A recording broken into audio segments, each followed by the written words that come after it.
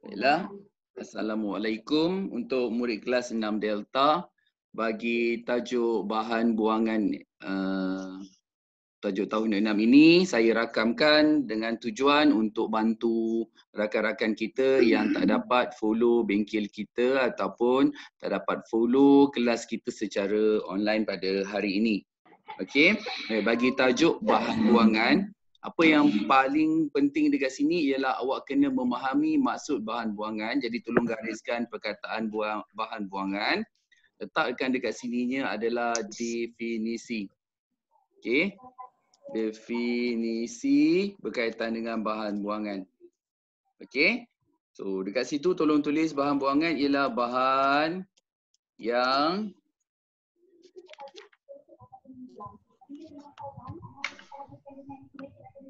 tidak diperlukan lagi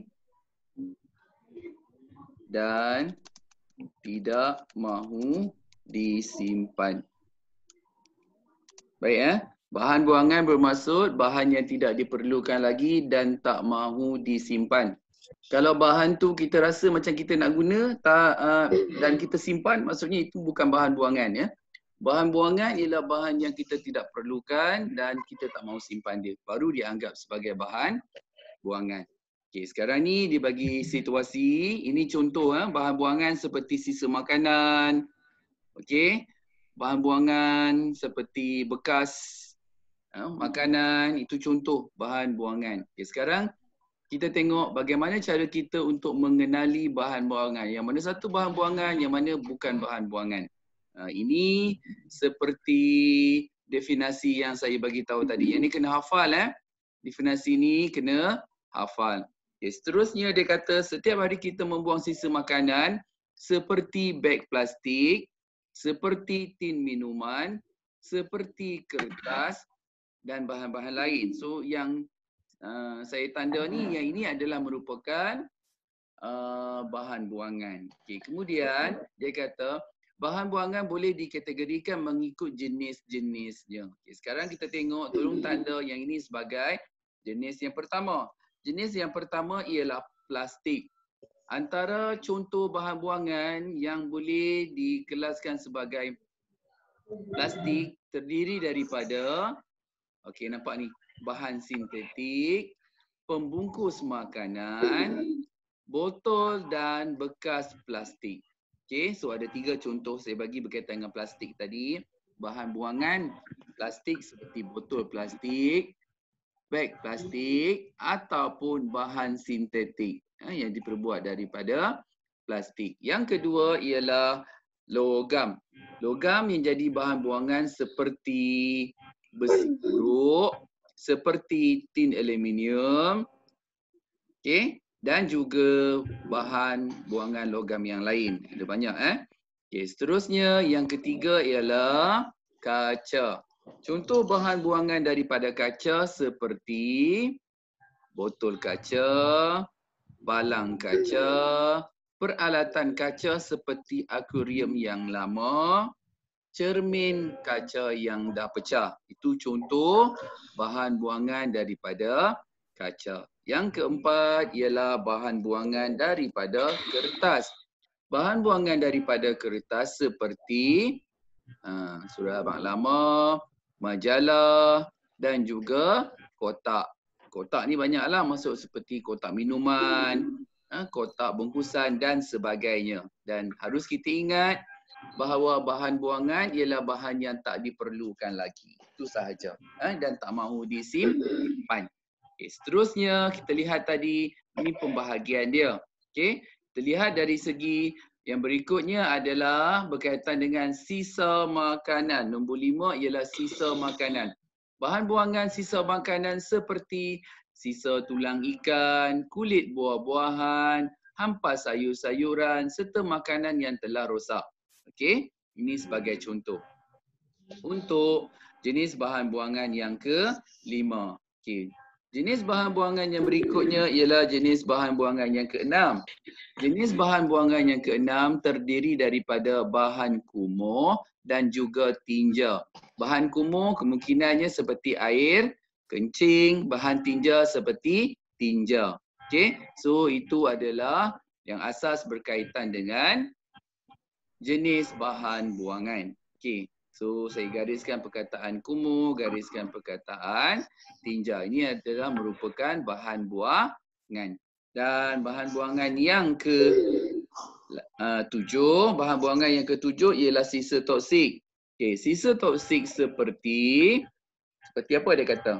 Sisa cecair kimia, bahan buangan industri, sisa pertanian, kemudian ada cecair pembasmi makhluk perosak, cecair bateri, selalunya yang ada dalam akumulator, dan asap kenderaan yang dikenali sebagai bahan buangan sisa toksik. Sebab itu, apabila berlakunya hujan, kemudian ada kenderaan dan sebagainya, kita akan mengalami hujan asid. Hujan asid itu adalah merupakan sisa toksik. Ini contoh sisa toksik daripada bahan buangan industri, daripada asap kenderaan, daripada asap kilang dan juga semburan racun makhluk perosak. Okey, ini sebagai contoh. Okey. Seterusnya, fahamkan apa maksud terbiodegradasi dan juga tidak terbiodegradasikan. Okey, tolong salin menggunakan pensel dekat buku teks awak tu.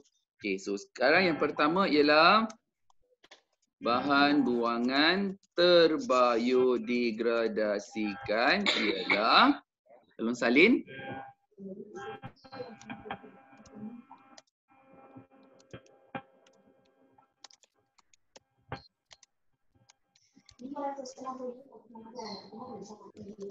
Okey, bahan buangan terbiodegradasi ialah bahan buangan yang boleh direputkan atau yang boleh diuraikan oleh mikroorganisma. Itu adalah maksud bagi bahan buangan terbiodegradasi kan. Okey, so tengok, tolong garis perkataan bahan buangan terbiodegradasikan ialah bahan buangan yang boleh direputkan atau yang boleh diuraikan oleh mikroorganisma. Dan satu lagi istilah yang patut kamu faham ialah bahan buangan tidak terbiodegradasi. Degradasikan ialah bahan buangan yang tidak boleh direputkan atau diuraikan oleh mikroorganisma. Okey, sekarang ni kita lihat dekat situ berkaitan dengan bahan buangan terbiodegradasi dengan bahan buangan tidak terbiodegradasi kan. Okey, Yasmin. Hello Yasmin. Yasmin? Ya. Okey, Yasmin boleh dengar suara saya tak? Boleh. Okey, boleh tak abang dekat saya apa maksud bahan buangan terbiodegradasi kan? Bahan buangan yang boleh direputkan atau diuraikan oleh mikroorganisma. Okey. Azim. Azim? Abang dekat saya apa maksud bahan buangan tidak terbiodegradasi kan? Bahan buangan yang tidak boleh direputkan atau diuraikan oleh mikroorganisma. Okey, yang mana boleh direputkan oleh mikroorganisma? Bahan buangan terbiodegradasikan. Okey, bahan buangan terbiodegradasikan. Tadi, mula-mula tadi saya dah ajak dah tentang jenis bahan buangan. Daripada 7 jenis bahan buangan tu, yang mana jenis bahan buangan boleh reput? Yang mana terbiodegradasikan? Kertas. Kertas. Lagi? Sisa makanan boleh reput kan? Lagi? Botol kaca boleh reput tak?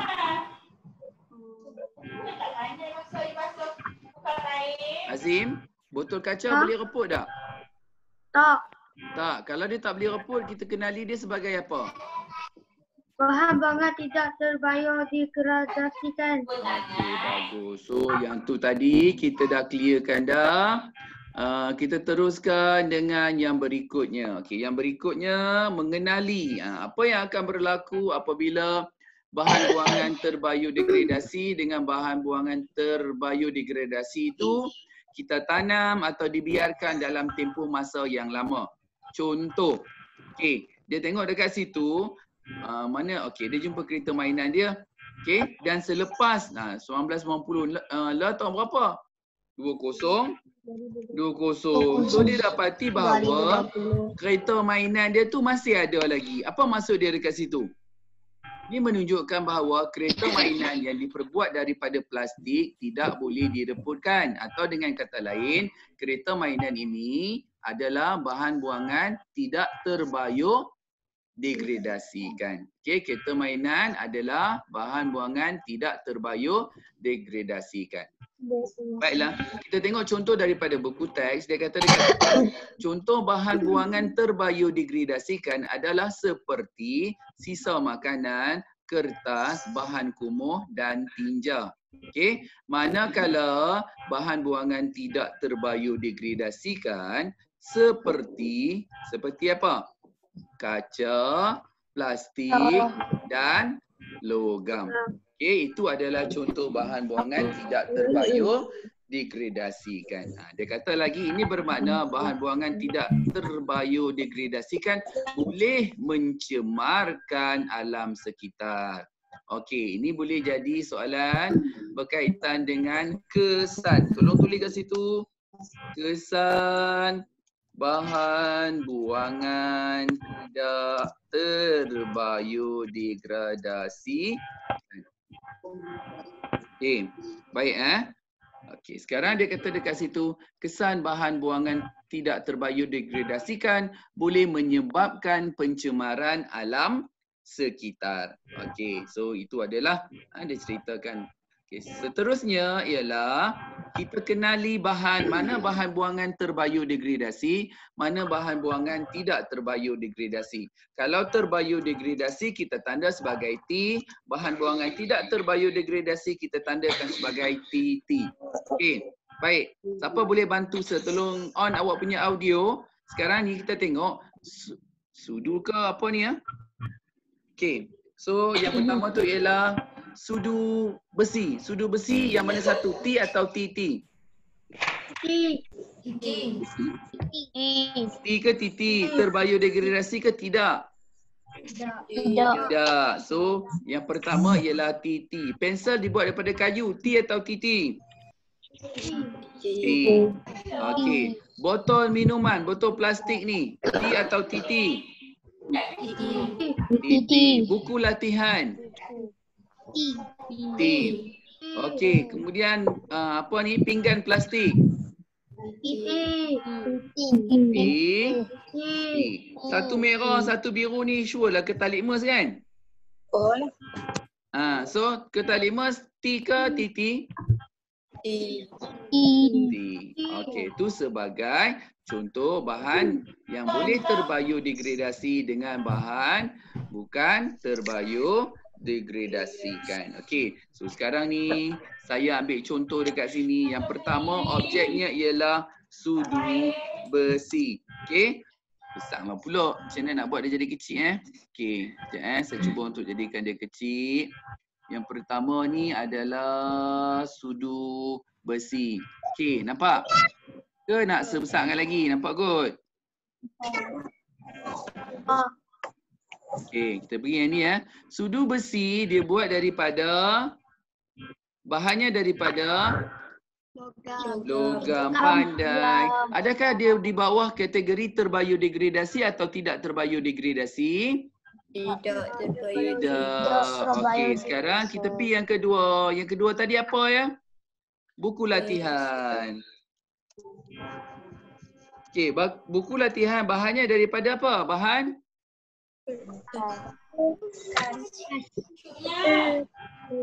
Okey, kertas daripada apa Kayu. Kayu daripada apa? Sebelum jadi. Daripada Tumbuhan. Buku latihan daripada kayu. Okey, kayu daripada tumbuhan. Sepatutnya tu adalah kayu. Okey, so tumbuhan. Okey. So sekarang kalau tumbuhan dia bahan buangan terbiodegradasi atau tidak? Terbiodegradasi. Okey, berikutnya kita ada botol. Botol plastik. Botol plastik daripada apa bahan dia? Plastik. Ya, plastik daripada petroleum. So, petroleum ataupun daripada plastik. Jadi, jawapannya ialah tidak terbiodegradasi. Lepas tu dia ada kertas litmus. Kertas litmus daripada apa?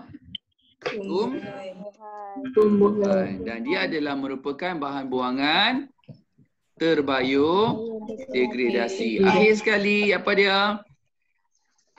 Pinggan plastik. Okey, pinggan plastik daripada petroleum dan merupakan bahan buangan tidak terbiodegradasikan. Lengkap So kalau dah lengkap, kita teruskan kepada latihan yang berikutnya.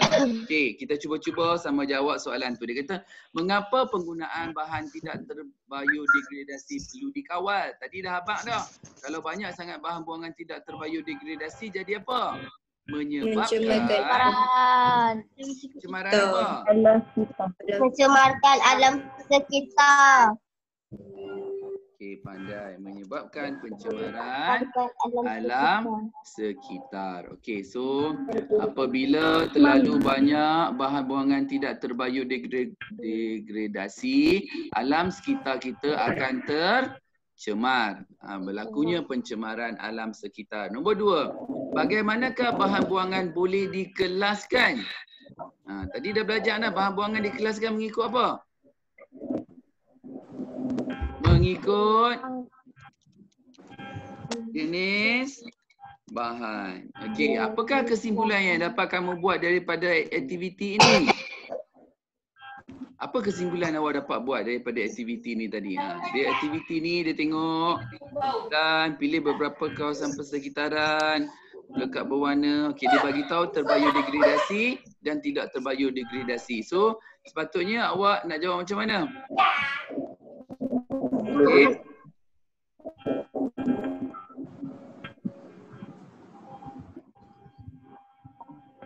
Okey. Macam mana nak jawab? Untuk kesimpulan. Apakah kesimpulan yang dapat kamu buat terhadap aktiviti ini? Bahan buangan terbiodegradasi ialah bahan yang boleh direpotkan oleh mikroorganisma. Manakala bahan buangan, tolong salin, tidak terbiodegradasikan ialah bahan yang tidak boleh direpotkan oleh mikroorganisma. Okey. So itu adalah istilah ataupun kesimpulan bagi tajuk mikroorganisma. Okey, so sepatutnya kena hafal lah. Okey, selain daripada itu, perkataan direpotkan sama maksud dengan diuraikan. Okey, so tolong tulis kat situ mikroorganisma yang menguraikan bahan buangan terbiodegradasikan ialah bakteria dan ulat. Tolong catat.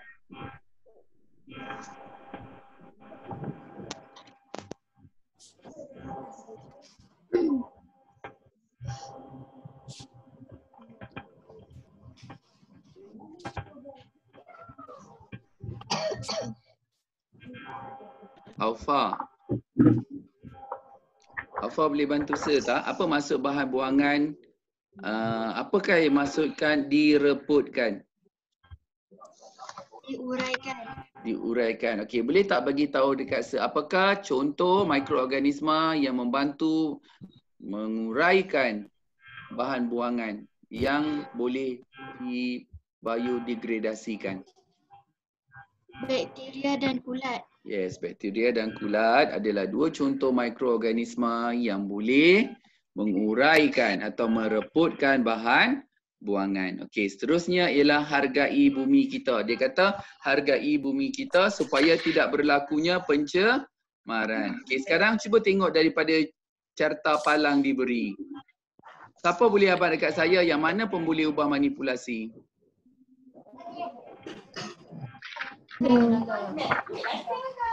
Faris, mana pun boleh ubah manipulasi?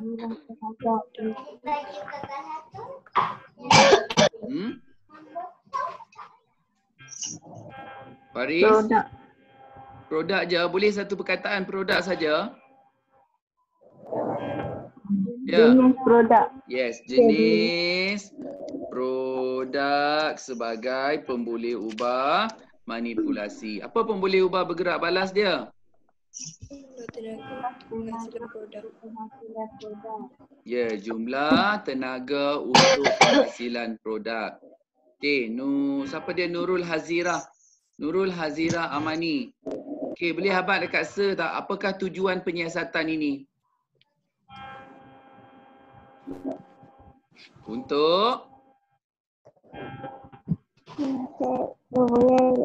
Untuk menyiasat hubungan di antara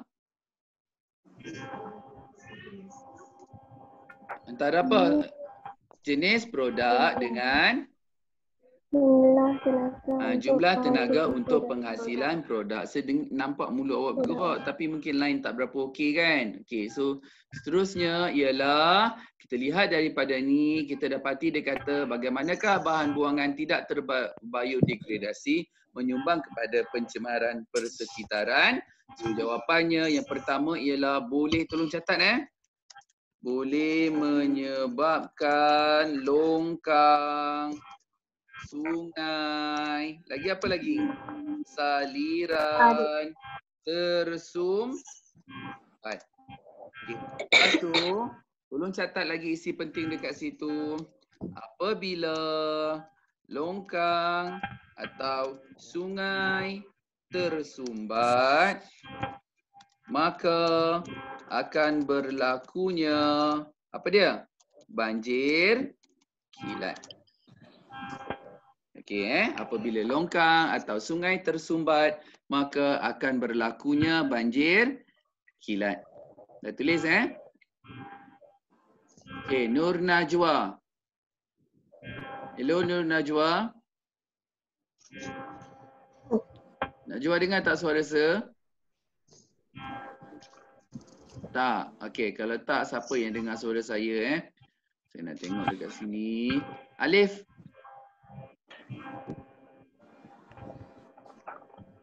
Alif boleh dengar tak? Tak. Okey, Nurul Badrina. Nurul Badrina. Ya. Boleh bagi tahu dekat saya bagaimana banjir kilat berlaku? Banjir kilat berlaku apabila longkang atau sungai tersumbat. Tersumbat atau banjir berlaku apabila longkang atau sungai dipenuhi dengan bahan buangan tidak terbiodegradasi. Okey, so itu sebagai contoh. So yang berikutnya ialah berlakunya juga apabila tadi tengok ni contoh banjir kilat, ni longkang tersumbat, dia bagi tahu dah.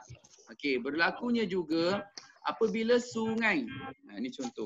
Tolong catat apabila sungai dicemari oleh sisa toksik, maka hidupan akuatik. Apa itu hidupan akuatik? Hidupan air. Hidupan air akan tercemar. Okey, so sekarang saya nak tanya soalan. Apa akan berlaku jika manusia memakan ikan yang dicemari sisa toksik? Apa jadi? Faris? Dapat penyakit. Apa contoh dia? Okey, manusia mendapat penyakit. Okey, so itu kena faham beberapa kesan daripada bahan buangan tadi yang berlakunya pencemaran. Tengok contoh ya. Okey, kemudian dia kata dekat situ, dia ada info juga tambahan. Dia kata sisa toksik ialah bahan kimia. Okey, sisa toksik ialah bahan kimia kilang yang menjadi bahan buangan. Sisa ini tidak boleh direputkan. Okey.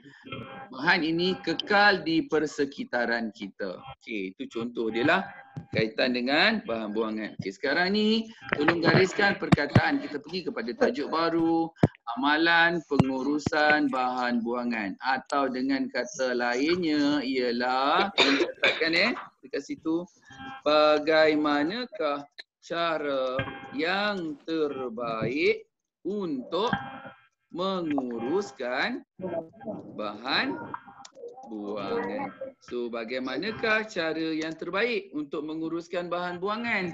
Yang pertama dia kata, tolong catat dekat situ. Tolong tulis nombor 1, bahan buangan hendaklah dibungkus. Okey, tengok dekat situ. Bahan buangan garis dibungkus dengan kemas. Tolong garis dibungkus dengan kemas. Sudah? Dah. Okey, so dibungkus dengan kemas. Habis.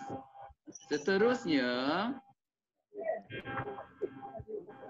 saya pergi kepada yang kedua. Yang kedua ialah dia kata dekat situ, bahan buangan hendaklah diasingkan. Diasingkan mengikut jenis bahan. So asingkan bahan buangan. Ketiga, tengok dia kat situ. Dia kata gunakan bekas khas. Okey, bila soalan dia kata cara menguruskan bahan buangan yang bijak, jadi kena tengok yang ni tau. Menggunakan bekas khas untuk membuang bahan kimia dan sisa minyak. Contoh ni sisa minyak hitam. So kat mana nak buang? Buang di dalam bekas khas. Okey, seterusnya kita tengok yang keempat. Yang keempat ialah dia kata apa dekat situ? Menjadikan sisa bahan buangan sebagai baja kompos. Okey, jadi baja kompos. Okey, tolong garis perkataan baja kompos. Baja kompos ialah baja yang diperbuat daripada sisa makanan. Okey, sebab dia melalui proses pengomposan. Okey, so ini adalah langkah-langkah dia. Langkah-langkah ni kena hafal dia sebab boleh jadi keluar soalan dalam kertas 1. Okey, seterusnya yang keberapa tadi? Yang kelima. Okey, tolong tulis sebagai yang kelima. Yang kelima ialah amalan 3R. R yang pertama ialah reduce. Reduce tu maksudnya mengurangkan. Reuse maksudnya ialah guna semula. Dan yang terakhir recycle bermaksud kitar semula. Dia ada perbezaan tau antara guna semula dengan kitar semula. Contoh, tayar kereta ke tayar lori ke yang lama dah buruk, kita jadikan pasu bunga, itu dikenali sebagai guna semula. Contoh, kamu dapat hadiah. Dapat hadiah pembalut plastik tu kamu tak buang. Tapi pembalut plastik tu kamu buat sebagai pembalut buku. Maka itu namanya ialah guna semula. Dan yang ketiga ialah kitar semula. Kitar semula bermaksud bahan buangan tadi, contohnya yang dah pecah seperti kaca ke dan sebagainya, kita hantar ke kilang. Nama kilang itu ialah kilang pemprosesan bahan kitar semula. Kita hantar dan kilang tersebut menjadikan bahan itu menjadi bahan baru. Namanya ialah kitar semula. Okey, saya ulang 3R. Yang pertama, amalan mengurangkan penggunaan bahan. Kemudian menggunakan semula bahan buangan atau mengitar semula bahan. Okey, so itu adalah 3 contoh dia. Okey, pengurusan bahan buangan secara terancang. Okey, baik kat sini dia kata pihak berkuasa tempatan. Contohnya kalau bagi kita ada MPSP kan. So itu adalah merupakan pihak berkuasa tempatan bagi daerah kita. Okey, mula-mula dia buat apa dekat situ? Pengurusan dia, bahan buangan dikutip dan dihantar ke pusat pengumpulan sampah. Selepas dihantar ke pusat pengumpulan sampah, langkah yang kedua ialah dia buat apa? Bahan buangan diasingkan. Tolong garis perkataan diasingkan. Diasingkan. Bahan yang boleh dikitar semula dihantar ke pusat kitar semula. Manakala bahan yang tidak boleh dikitar semula, dia akan dibuang dan dibakar ke dalam incinerator. Okay, so ini nombor 3 dan ini nombor 4. Yang tak boleh dibakar semula dibuang atau yang tak boleh dikitar semula dibakar di dalam incinerator. Garis perkataan incinerator. Okay, siapa boleh abang kat saya apa maksud incinerator? Okey, tolong catat dekat situ. Incinerator ialah tempat pembakaran sampah atau bahan buangan yang tidak boleh dikitar semula. Okey, selalunya bahan organik ataupun haiwan yang dah mati ke dan sebagainya. Okey. Itu adalah incinerator. Incinerator ialah tempat pembakaran sampah atau bahan buangan yang tak boleh dikitar semula. Okey, itu contoh berkaitan dengan bahan buangan. Okey, seterusnya Eva. Eva? Ya. Boleh bagi tahu saya apa itu incinerator? Incinerator ialah tempat pembakaran sampah bahan buangan. Okey, tempat pembakaran sampah atau bahan buangan yang tidak boleh dikitar semula. Okey, seterusnya sebagai kesimpulan. Okey, sebagai kesimpulan kita dapati bahawa terdapat 2 jenis bahan buangan. Yang pertama ialah bahan buangan terbiodegradasikan. Okey. So dia kata dekat situ terdapat 2 contoh dua jenis bahan buangan. Yang pertama ialah bahan buangan terbiodegradasikan dan yang kedua ialah bahan buangan tidak terbiodegradasikan. Contoh bahan buangan terbiodegradasikan seperti sisa makanan, lagi kertas, surat khabar utama dan lain-lain. Manakala contoh bahan buangan tidak terbiodegradasikan seperti botol kaca, plastik, tin aluminium atau logam. Okey. Bahan buangan yang tidak terbiodegradasi ni boleh memberi kesan buruk kepada alam sekitar. Yang pertama ialah boleh berlakunya pencemaran alam sekitar. Yang kedua boleh menyebabkan masalah kesihatan. Dan ketiga boleh menyebabkan banjir kilat dan yang keempat berlakunya pembaziran tenaga. Okey, bagaimana menguruskan bahan buangan secara terancang? Yang pertama ialah pihak berkuasa tempatan kita dia buat apa? Mengumpulkan bahan buangan. Okey, ini yang pertama. Setelah bahan buangan dikumpul, bahan buangan tadi diasingkan mengikut jenisnya. Okey.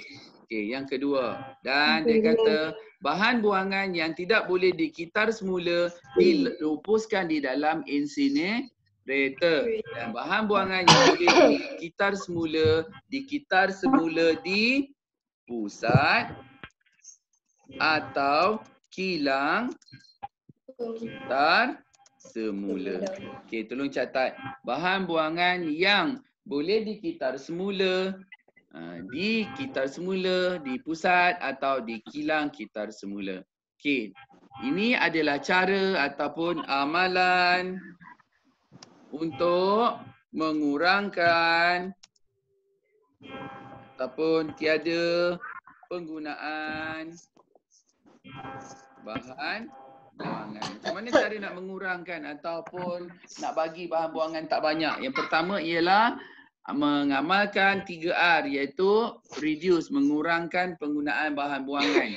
Kedua ialah reuse, maksudnya guna semula bahan buangan. Dan yang ketiga ialah recycle. Recycle maksudnya ialah kitar semula bahan buangan. Okey, Cabar Minda, ini jawab soalan ready? Jawab soalan. Ada tak buku? So tolong tengok dekat situ. Tulis jawapannya. Okey. Dia kata bahan buangan. Racun rumpai. Racun rumpai ialah sisa Toksik. sisa toksik. Okey, racun rumpai ialah sisa toksik. Kotak susu, kotak atau kertas. Kerusi plastik, plastik. Okey, najis kambing, tin, 3. kulit pisang, Kita makanan. sisa makanan. Besi buruk, logam. Okey, cermin retak, Kaca. ialah. So maksudnya daripada kaca ataupun batu. Okey, so dia kata Amir ingin membuang sampah. Yang berikut adalah bahan buangan yang akan dibuang oleh Amir. Kelaskan bahan buangan tersebut kepada T dengan TT. So bateri kereta TT. TT. Bahan bateri kereta adalah tak terbiodegradasi. Sisa makanan T. Baju daripada tumbuhan. So T. Buku daripada kertas. T. Ni kerusi plastik ke kerusi kayu ni? Kayu. So T O T T. T. Tin. Okay. Pinggan plastik. Okay. Foto. T. Payung. Okay. So dah tulis semua? Dah. Seterusnya dia kata susun langkah-langkah pengurusan bahan buangan domestik oleh pihak berkuasa tempatan mengikut urutan yang betul. So sekarang ni kamu kena susun mengikut urutan dia. Dia suruh tengok yang pertama mesti buat apa dulu ya? Bahan buangan dikutip. Bahan buangan dikutip. S nombor 1. Selepas S, bahan buangan diasingkan. Selepas diasingkan,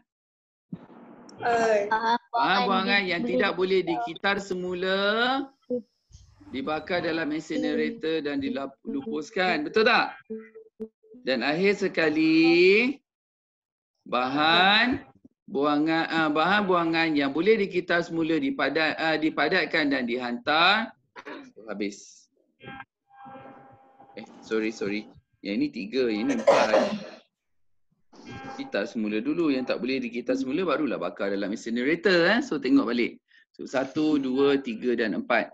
Okay, seterusnya kita pergi kepada soalan muka surat yang terakhir. Dekat situ dia kata, apakah kesan pembuangan bahan buangan? Apakah kesan pembuangan bahan buangan yang tidak terbiodegradasikan secara berhemah?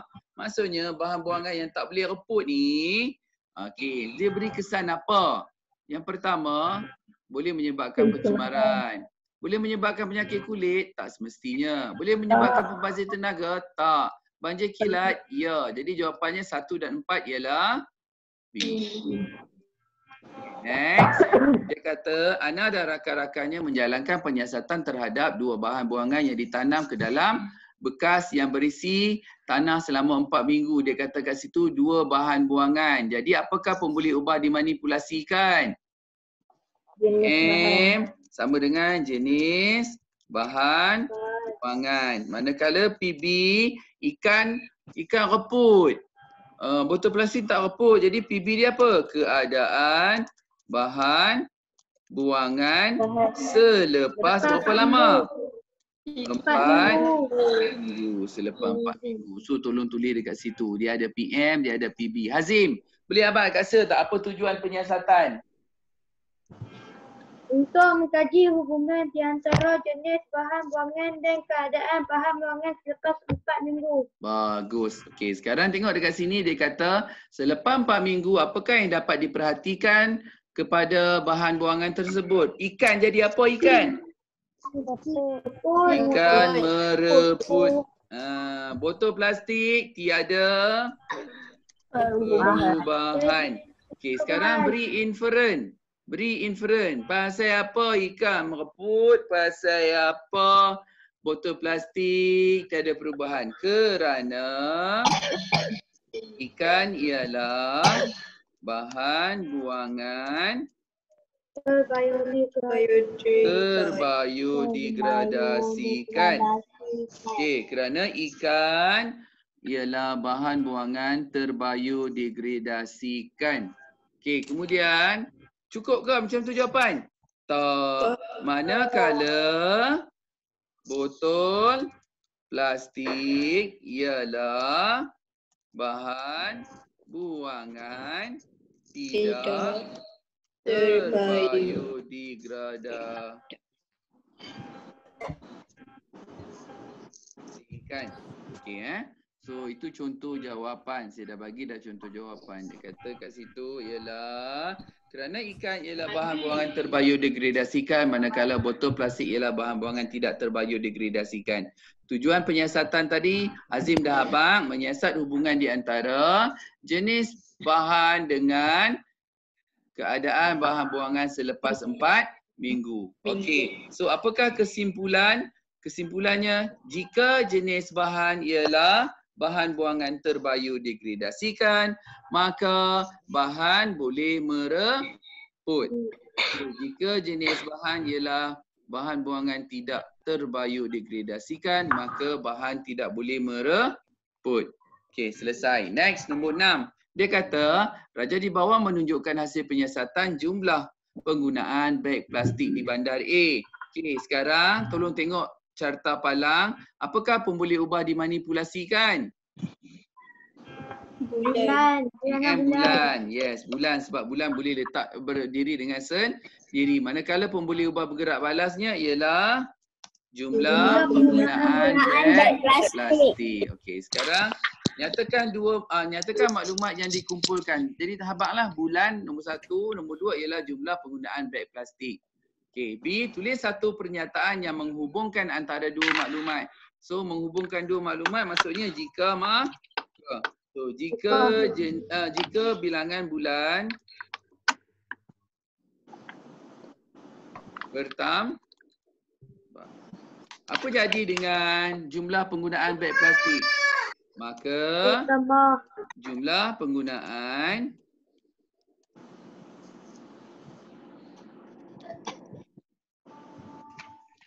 beg plastik bertambah. Okey, so jika bilangan bulan bertambah, maka penggunaan beg plastik bertambah. Okey, seterusnya dia bagi maklumat kat situ. Dia kata jumlah kes denggi di bandar A. So jumlah kes denggi dipengaruhi oleh jumlah bahan buangan yang dihasilkan. Hak mana satu PM, hak mana satu PB? Mana satu PM, mana satu PB? Jumlah bahan buangan yang dihasilkan PM. Manakala jumlah kes denggi PB. Okey, sekarang berikan hipotesis Faris. Semakin bertambah jumlah bahan buangan yang dihasilkan. Okey, apa jadi dengan pemboleh buah bergerak balas? Semakin bertambah jumlah kes denggi. Tolong catat yang itu sebagai hipotesis. Catat ini sebagai hipotesis. Dah catat dah? Dah, okey. So kalau dah, ini adalah projek. Projek ni tak payah buatlah. Kamu tengok dia kalau kamu ada masa, kamu buat sendiri kat rumah.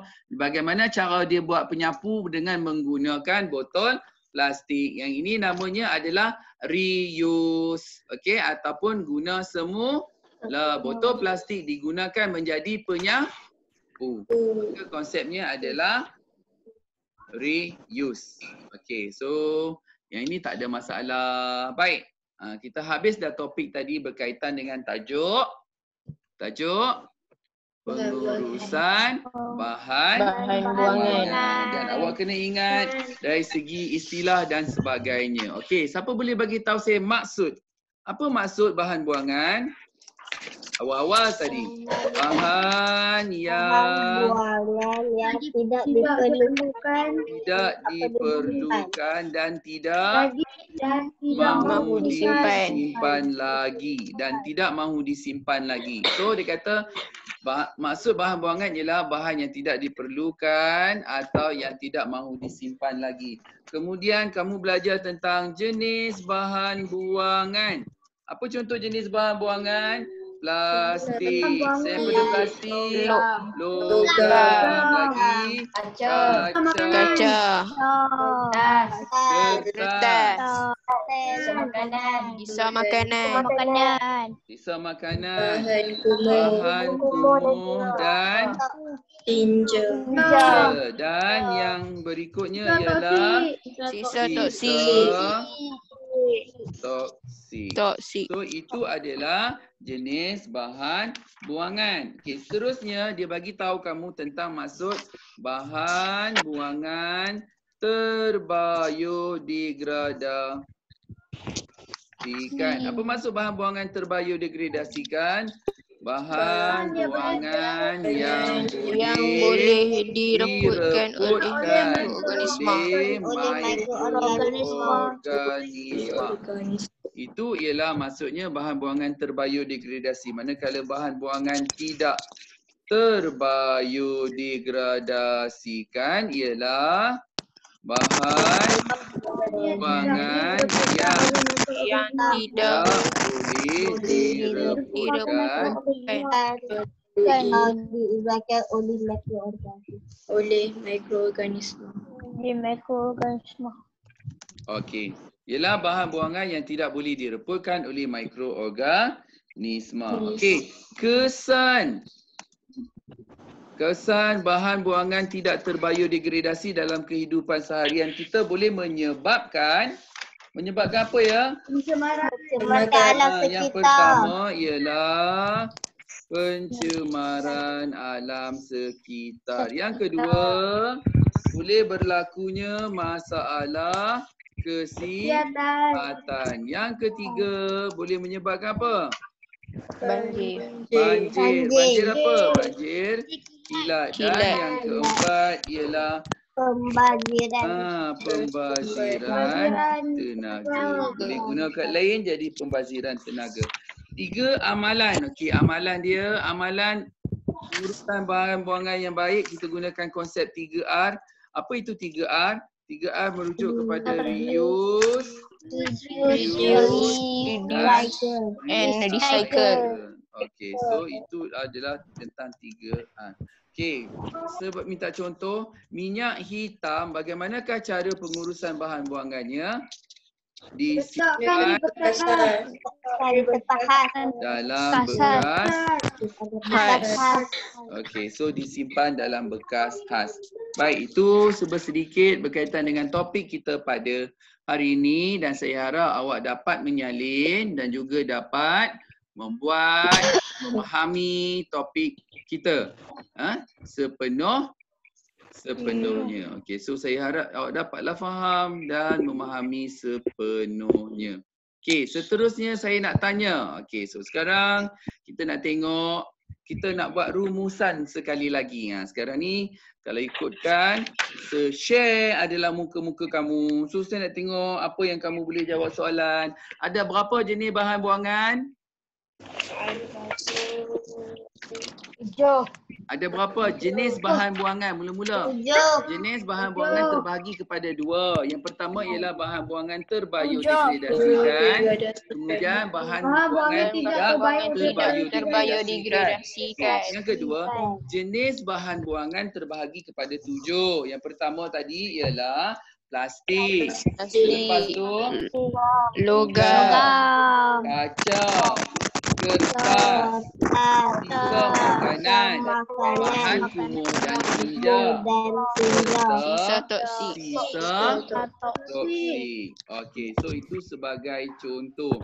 Okey, maksud bahan buangan terbiodegradasi ialah bahan buangan yang boleh direputkan oleh mikroorganisme. Manakala bahan buangan tidak terbiodegradasi ialah bahan buangan yang tidak boleh direputkan oleh mikroorganisme. Bahan buangan yang tidak boleh reput akan menyebabkan kesan buruk kepada alam sekitar seperti pencemaran alam sekitar, masalah kesihatan kepada manusia, banjir kilat dan pembaziran tenaga.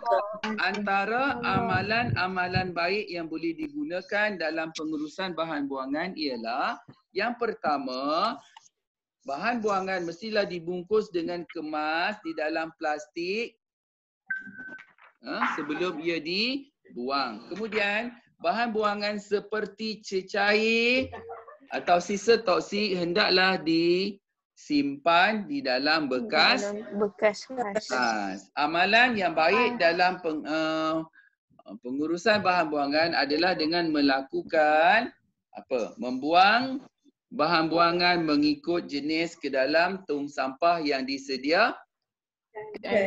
Okey, seterusnya kita juga digalakkan untuk menghasilkan baja kompos daripada bahan buangan sisa makanan. Dan yang terakhir sekali, kita seharusnya mengamalkan amalan 3R. R yang pertama apa? R yang pertama apa? Reduce maksudnya ialah mengurangkan penggunaan bahan buangan. Okay, yang kedua ialah reuse. Reuse bermaksud